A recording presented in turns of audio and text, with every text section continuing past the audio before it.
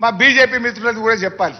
LK Advani గారి ఆ రోజు బాబ్రీ మసీద్ కూలిపోయినప్పుడు డిసెంబర్ 16, 1992 నాడు పివి నరసింహారావు గారు ప్రధానమంత్రిగా లిబ్రహన్ కమిషన్ వేయడం జరిగింది.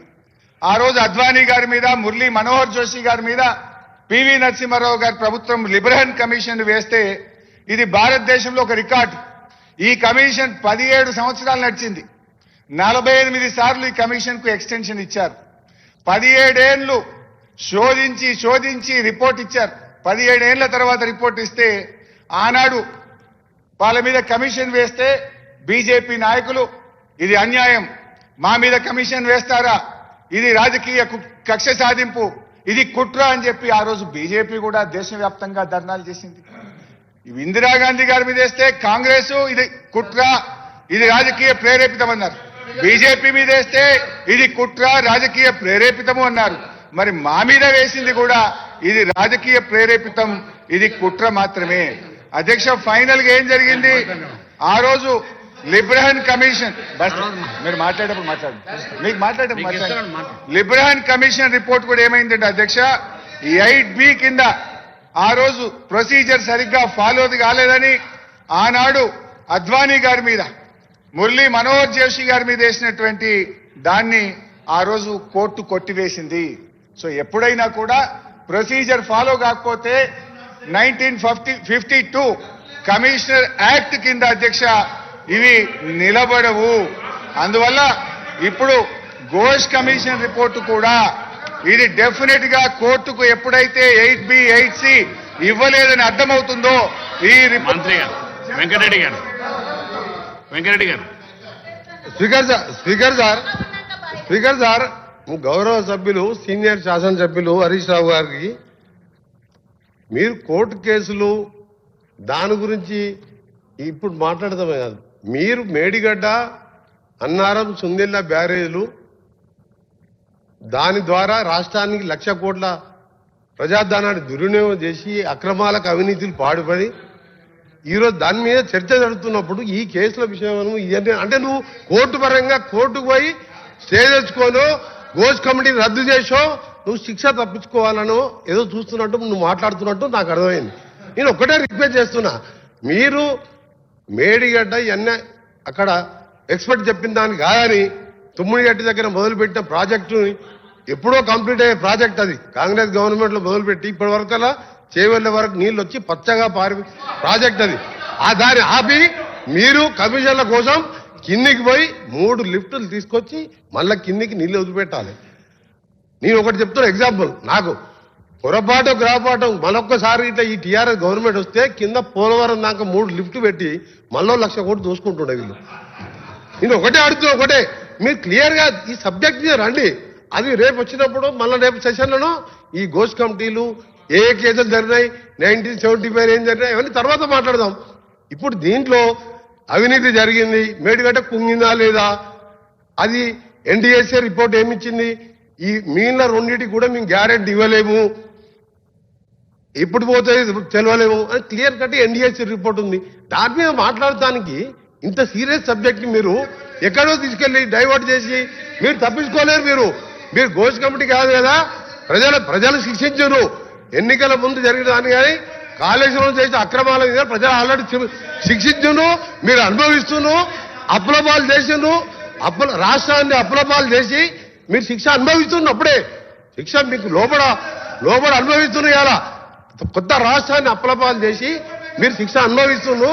మీరు దాని మీద మాట్లాడమని హరీష్ రావు గారు రిక్వెస్ట్ చేస్తున్నాను. మీరు సబ్జెక్టుకి రండి. ఈ ఘోష్ కమిటీలు పాత రిపోర్ట్లన్నీ 1947కి వెళ్ళి జరిగిన జడ్జిమెంట్లు కోర్టు మీద పోయి కేసు రద్దు, మీరు ఘోష్ కమిటీని రద్దు చేయించుకోవాలి, అది దాని మీద మాట్లాడుతున్నారు. మీరు తప్పు చేసింది కాబట్టి ఇవన్నీ మాట్లాడుతున్నారు. మీరు దాని మీద రండి. మేడిగడ్డ కాళేశ్వరం అన్నారు, మీరు ఎట్లా ఏ విధంగా చేస్తున్నారు, దాంతో నిరుపయోగం చేసి ఇవాళ 11,000 ఆల్రెడీ ఖర్చు పెట్టి మా చేవెళ్ల రంగారెడ్డి ప్రజలు ఇంత హైట్ లో ఉంటే ఇప్పటివరకల్లా పచ్చగా భారీ ప్రాజెక్టుని వాళ్ళ కడుపు కాడ వాళ్ళ మొత్తం నోటికాడ బుక్కలు లాక్కొని మీ కమిషన్ల కోసం ప్రాజెక్టులను కింద పెట్టి ఈ రోజు దాని మీద మాట్లాడుకుంటాను. మీరు మాట్లాడుతుంటే ఒక సీనియర్ సభ్యులు స్ట్రేట్ గా ఈ సబ్జెక్టుకి రండి, కాళేశ్వరం రండి, కొలాబ్స్ అయింది, మా తప్పయింది. ఒక నిమిషం హరీష్ రావు, మా తప్పయింది, మా నాయకుడుకు ఎదురు చెప్పేది వాళ్ళు లేడు, ఆయననే సీఎం, ఆయననే చీఫ్ ఇంజనీర్, ప్రపంచంలో వింత కట్టినట్టే కట్టిండు, టూరిస్టులను తీసుకుపోయాడు, అది చూడకపోతే కూలి కూడా పోవడం జరిగింది. మీరే ఒక నిమిషం అధ్యక్ష, నాగార్జున సాగర్ ప్రాజెక్టు పాలమూరు కూలీలు ఆ బండలతోని మొత్తం భుజాల మీద బండలు పలకొట్టి కడితే ఇప్పటికి ఒక్క దగ్గర క్రాక్ రాకుండా ఆ రోజు జవహర్లాల్ నెహ్రూ, ఇందిరాగాంధీ గారు అలాంటి ప్రాజెక్టు కట్ట చరిత్ర ఉన్నది. నువ్వు ఆదరాబాద్ అయితే దగ్గర 3 ఏళ్ళు కాకుండా 5 ఏళ్ళు పడుతుంది. తొందర ఏమున్నది నీకు? ఎక్కడ కట్టాలో తెలియదు ప్రాజెక్టు. ఇంజనీర్లు వద్దరు దగ్గర కట్టాం, మేడిగడ్డ కూలగొట్టినావు. దాన్ని ఏం చేయాలో మాకు అర్థం కాక మేము ఏం చేయాలో ఆలోచించుకుంటూ ఈ రాష్ట్రాన్ని ఎట్లా చేయాలి, రేపు 3 కూలిపోతే వాడు. అందుకని ఏది పడితే మాట్లాడకుండా స్ట్రేట్ గా సబ్జెక్ట్ రావాలని గౌరవనీయులు హరీష్ రావు రిక్వెస్ట్ చేస్తున్నా. దీని మీద మీరు ఇరిగేషన్ మినిస్టర్ ఉండరు, ఆ తర్వాత ఇరిగేషన్ మినిస్టర్ లేడు రాష్ట్రానికి. 5 ఏళ్ళు సీఎం గారే ఇరిగేషన్ మినిస్టరు, 5 ఏళ్ళు మీరు ఉండరు కదా. దాని మీద మీరు స్ట్రేట్ గా రమ్మని నా రిక్వెస్ట్. మీరు కోర్టు కేసులు పోవాలంటే తర్వాత మాట్లాడదాం, నెక్స్ట్ సెషన్ లో మాట్లాడదాం, మొత్తం లా మొత్తం కూడా కేసులు మాట్లాడదాం. సరే అధ్యక్ష, కోర్టు కేసు గురించి మాట్లాడొద్దు అంటున్నారు. మరి కోర్టుకు ఇందిరాగాంధీ గారు ఎందుకు పోయినరు, ప్రణబ్ ముఖర్జీ గారు ఎందుకు పోయినరు? సో ఎవరైనా తన సహజ న్యాయాన్ని పాటించినప్పుడు, తన హక్కులకు భంగం వాటిల్లినప్పుడు వెళ్ళేటువంటి అవకాశం ఎవరికైనా ఉంటుంది అధ్యక్ష. అండ్ ఉత్తమ్ గారు కూడా మాట్లాడుతూ కోర్టుకు మీరు వెళ్ళినప్పుడు అసెంబ్లీలో చర్చించొద్దని కోర్టుకు వెళ్లారని కూడా ఉత్తమ్ కుమార్ రెడ్డి గారు అన్నారు. We never said that.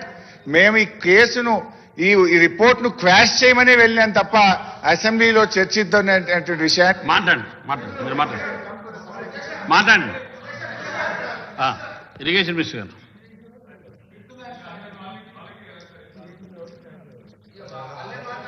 Speaker sir, మీరు వేసిన స్పెసిఫిక్ ఇష్యూ మేమేమో క్యాబినెట్ లో చర్చించి, అసెంబ్లీలో చర్చించి వే ఫార్వర్డ్ పోతాం మేము అన్నాం.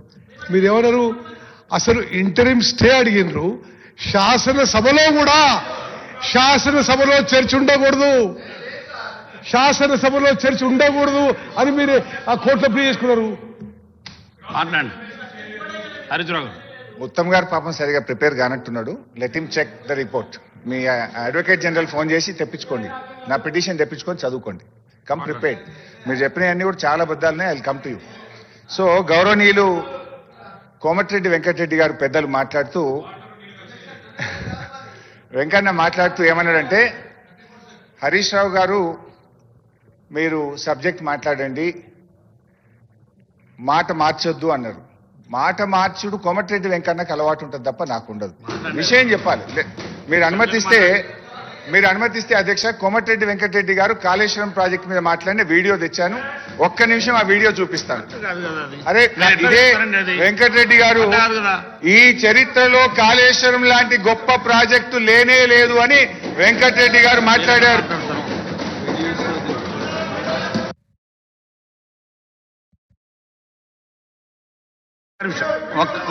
ఒక్క నిమిషం